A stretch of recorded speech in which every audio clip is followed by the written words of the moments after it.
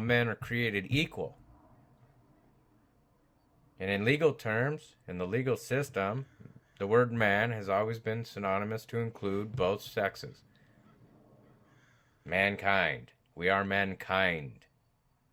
The problem is everybody thinks that a different color is a different race, but no, we're the same race. Allegedly, we're the human race, but a lot of people don't like the word human because they say that it means monster or something in the legal system. Who cares? Who cares about their semantics? We need to get rid of semantics. All of these semantics. Welcome to Planet JeHeretic. Today, I'm going to dive into the topic that has been on my mind for quite some time, and it's always shared by me, obviously, quite a few times and over and over and over again. The concept of the state and its influence on our lives. I do believe that the state is essentially a fiction created by humans, and that our existence shouldn't automatically grant any entity, whether it be man or self-proclaimed government, ownership or control over us, especially when we're not causing harm. First off, what do we mean when we talk about the state?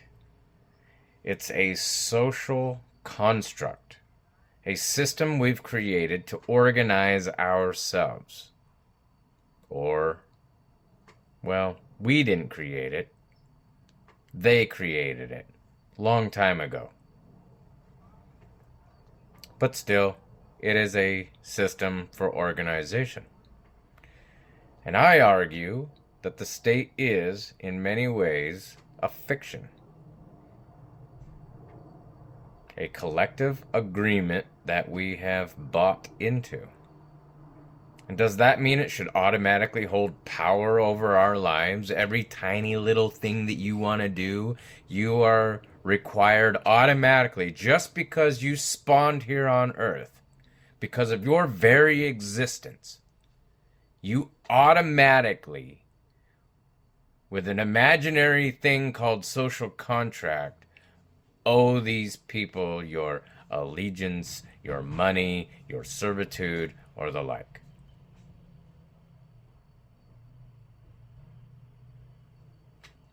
Autonomy and harm-free existence. I believe in personal autonomy. Autonomy. Just because I exist doesn't mean anyone should automatically have ownership rights or control over my actions, especially when those actions don't cause harm to others. As I reiterate, shouldn't our freedom be respected as long as we're not infringing on the rights of others? Shouldn't my privacy, my right to live my life and go wheresoever I want by any means necessary that I desire to use, within reason? Now, I'm talking within reason. A lot of you people are very unreasonable when you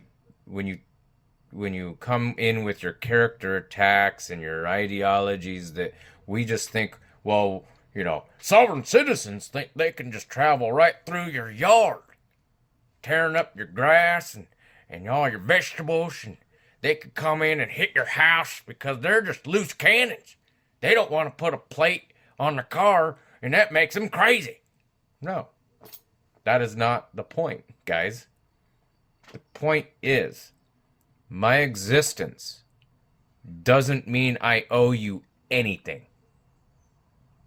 When I say you, that means government, state, you, them, him, her, he, it, whatever you are, a sandwich, eat me.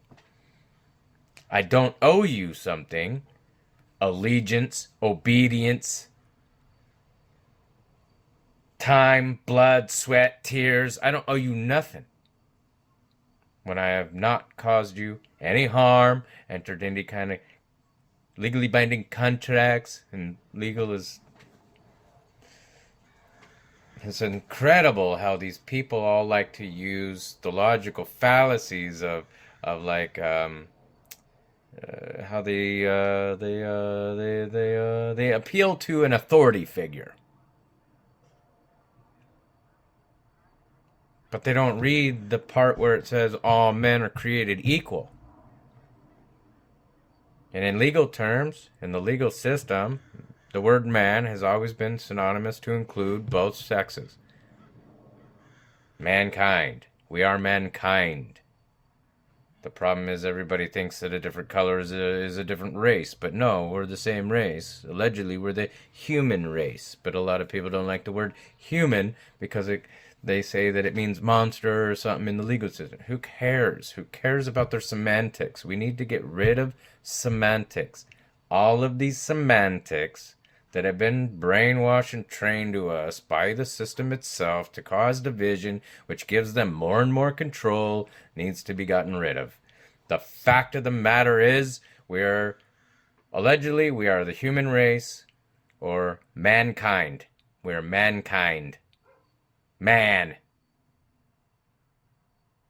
separates us from dog, cat, horse, goat, and the like, bird, reptile. How many reptiles are there? There's different types of reptile, but it's still a reptile. It's still the reptilian race. A lizard and a snake are related as the reptilians. No, I digress on that, okay? Let's move along. Why should the state or any authority have automatic control over us? What gives them the right to dictate our choices and activities when we're not harming anyone? It is a question worth pondering. Shouldn't our sovereignty be preserved, allowing us to live our lives as long as we're responsible and considerate? Okay, so when I say we have the right to travel, we have the right to live our lives, we have the right to do whatever we want, I mean it within reason. What does reason mean? If you don't have any reasoning, you usually end up in jail or in the psych ward or something to that effect. Because lack of reasoning usually ends up causing other people severe damages or death. And a lot of police officers themselves don't have reasoning. They have been murdering people under color of law on a daily basis for how many years now? I can't even begin to guess how long these people have been getting away with murder. Sociopaths, blue ISIS, whatever you want to call them. So the importance of harm as a criterion is that I want to emphasize the importance of the harm principle. If my actions don't cause harm to others, why should anyone intervene or claim authority over me? This raises questions about the ethical foundation of state control and the balance between personal freedom and societal order.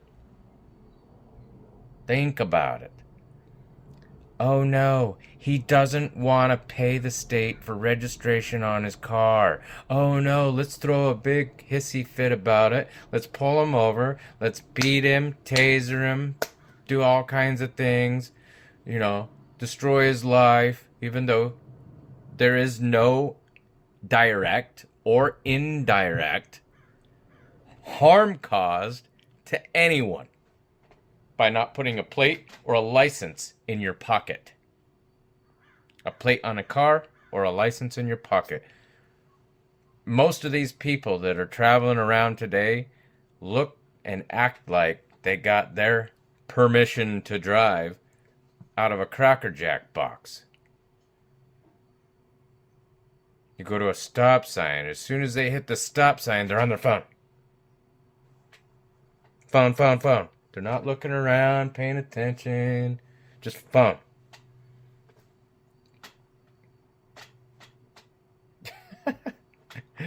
They're all zombies.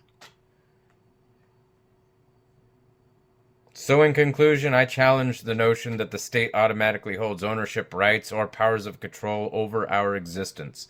As responsible individuals, should we not have the right to live autonomously when our actions cause no harm. It's a complex issue. I know. It's so complicated to understand basic logic for you people, especially when you guys come over to our side of things and try to tell us that we don't understand basic logic.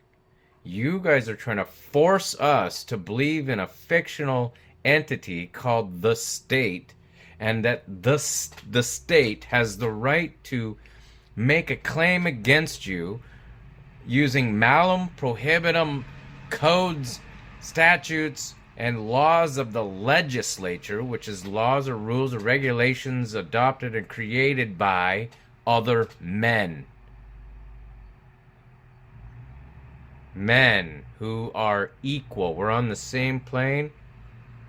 Legislature is made up of men and women who are equal to us all.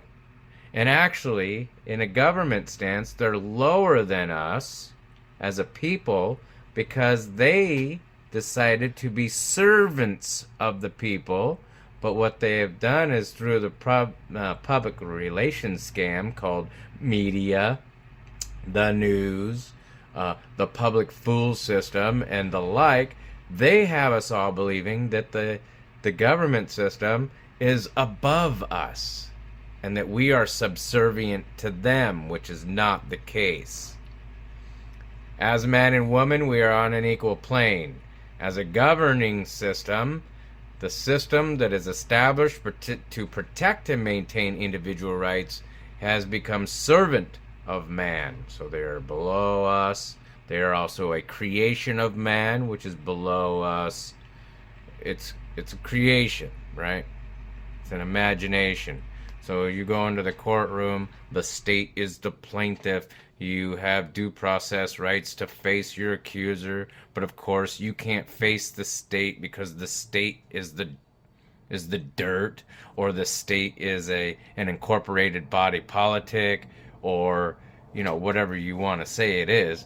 It just isn't an actual man or woman over there that has firsthand knowledge and that is making a valid claim against you. He's just saying, well, it's malum prohibitum. You violated a statute that says you're not allowed to do it, or that you must do this. I'm sorry, I don't have that belief. In order for the laws to apply, you must be physically located in the plaintiff. Are you kidding me? It is physically, and you can't even prove it in your imagination, that you're in the plaintiff. Especially being that the plaintiff is a corporation. It's not a physical location. A lot of people think that they're talking about physical location. I think there's 3 types of state. Like, there's the state of the people, and then there's the state, a geographical territory, and then there's a state, a corporation. And anytime you talk about the state of something, the state of, you'll find it is incorporated, it has a physical address, and no, it is not the geographical boundaries. The geographical boundaries is the state. Like, the original term for California is California Republic, right? Not the state of California. That's a totally different entity. It's a totally different concept. It's not a physical location. It is a business. It's a DBA, okay?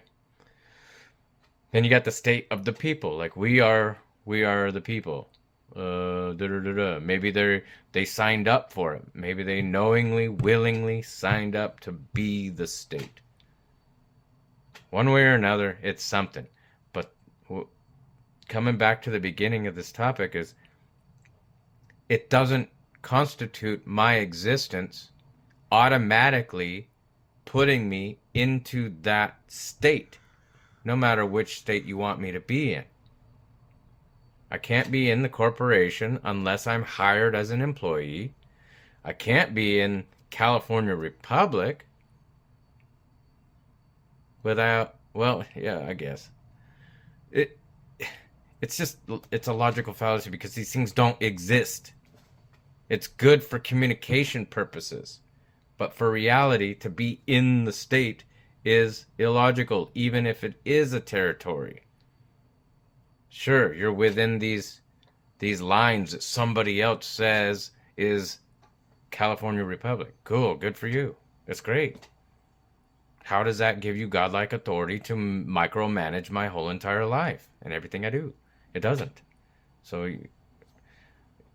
it just doesn't make sense. That's all I'm saying.